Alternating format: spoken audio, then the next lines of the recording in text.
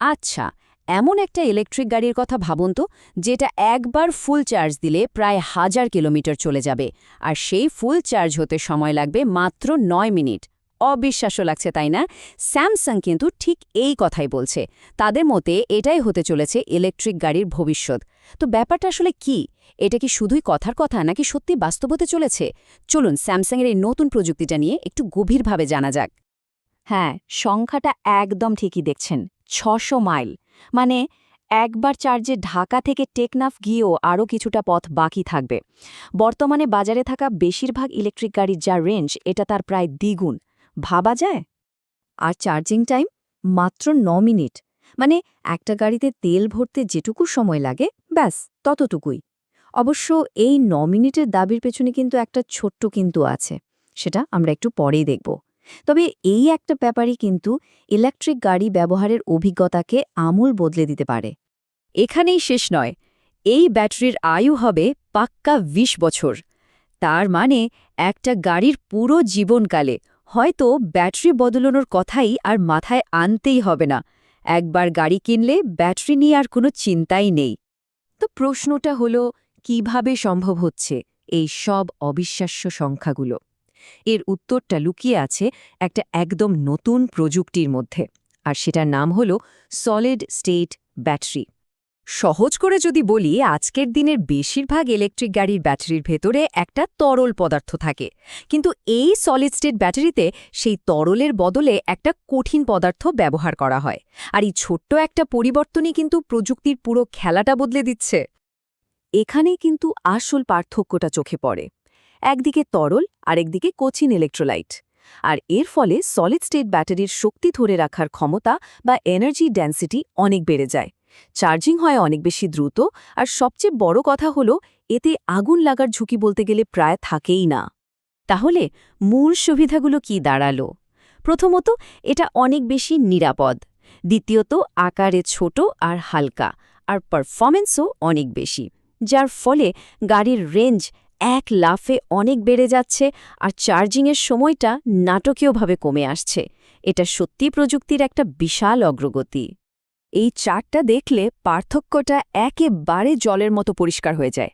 দেখুন, energy density হলো একটা ব্যাটারির পারফরম্যান্সের মূল চাবিকাঠি। সহজ কথায়, এনার্জি ডেন্সিটি যত বেশি, গাড়ি তত বেশি পথ চলবে। এখানে দেখা যাচ্ছে স্যামসাংয়ের নতুন ব্যাটারির ডেন্সিটি এখনকার ব্যাটারির চেয়ে প্রায় দ্বিগুণ। মানে গাড়ির মাইলেজও প্রায় দ্বিগুণ হয়ে যাওয়ার সম্ভাবনা। আচ্ছা, এই সংখ্যাগুলো শুনতে তো দারুণ লাগছে, কিন্তু এর পেছনের আসল গল্পটা কি? চলুন এবার একটু গভীরে যাওয়া যাক। তো প্রথমেই আসি ওই ৯ মিনিটের চার্জিংয়ের দাবিতে। এটা সন্দেহের সবচেয়ে আকর্ষণীয় একটা দিক, কিন্তু এখানে একটা ব্যাপার আছে। ঠিক তাই। সাধারণত ব্যাটারির লাইফ ঠিক রাখার জন্য ৮০% চার্জ হয়ে যাওয়ার পর চার্জিংয়ের গতিটা অনেক কমিয়ে দেয়া হয়। এটা কিন্তু প্রায় সব কোম্পানিই করে, এটা একটা স্ট্যান্ডার্ড প্র্যাকটিস। তাই ০ থেকে ১০০% চার্জ ৯ মিনিটে হবে এমনটা ভাবা ঠিক হবে না। এবার আসা যাক ২০ বছরের লাইফ স্প্যানের কথায়। এই ধারণাটাও কিন্তু ইন্ডাস্ট্রিতে বেশ কিছুদিন ধরেই আলোচিত হচ্ছে। একে প্রায় মিলিয়ন মাইল ব্যাটারিও বলা হয়। সিএটিএল এর মতো আরও অনেক বড় কোম্পানিও কিন্তু এই একই লক্ষ্য নিয়ে কাজ করছে। স্যামসাং মূলত এই ট্রেন্ডটাকে আরও এক ধাপ এগিয়ে নিয়ে যাচ্ছে। তবে এই যুগান্তকারী প্রযুক্তি যে রাতারাতি সব গাড়িতে চলে আসবে এমনটা ভাবার কিন্তু কোনো কারণ নেই। এর পথে বেশ কিছু বড় বড় চ্যালেঞ্জও আছে।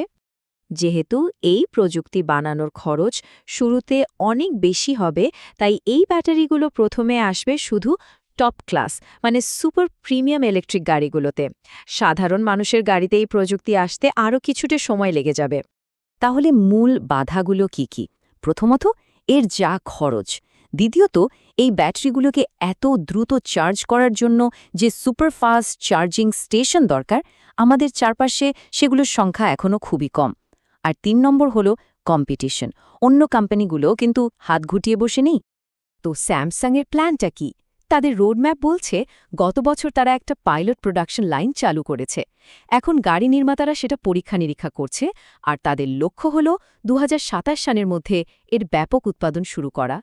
তার মানে আমাদের আরও কয়েক বছর অপেক্ষা করতেই হচ্ছে। কিন্তু মজার ব্যাপার হলো স্যামসাং শুধু এই একটা দিকেই ফোকাস করছে না, তারা ব্যাটারির বাজারের ভবিষ্যৎ নিয়ে আরও বড় পরিসরে ভাবছে। মানে তারা শুধু প্রিমিয়াম গাড়ির কথাই ভাবছে না, একদিকে যেমন সবার জন্য সাশ্রয়ী এলএফপি ব্যাটারি তৈরি করছে, তেমনি কোবাল্টের মতো দামি আর বিতর্কিত খনিজ ছাড়া ব্যাটারি বানাচ্ছে, যা খরচ আর সাপ্লাই চেনের ঝুঁকি দুটোই কমিয়ে আনবে। আর সবশেষে ড্রাই ইলেকট্রোড উৎপাদন পদ্ধতির মাধ্যমে পুরো উৎপাদন প্রক্রিয়াটাকে আরও সস্তা করার চেষ্টা করছে। অর্থাৎ তারা সব ধরনের গ্রাহকের জন্যই সমাধান নিয়ে আসতে চায়। তাহলে সব মিলে আমরা কি বুঝলাম? স্যামসাংয়ের এই ঘোষণাটা কিন্তু নিছক কোনো কথার কথা নয়, এটা সত্যিই ভবিষ্যতের একটা ঝলক দেখাচ্ছে। যদিও কিছু চ্যালেঞ্জ এখনও আছে, কিন্তু এই প্রযুক্তি বাস্তবে এলে তা ইলেকট্রিক গাড়ির দুনিয়াকে চিরদিনের জন্য বদলে দেওয়ার ক্ষমতা রাখে। এখন প্রশ্ন হলো, এই প্রযুক্তি কি সেই চালিকার শক্তি হবে যা ইভি বিপ্লবকে তার চূড়ান্ত লক্ষ্যে পৌঁছে দেবে? উত্তরটা হয়তো সময় আমাদের বলে দেবে।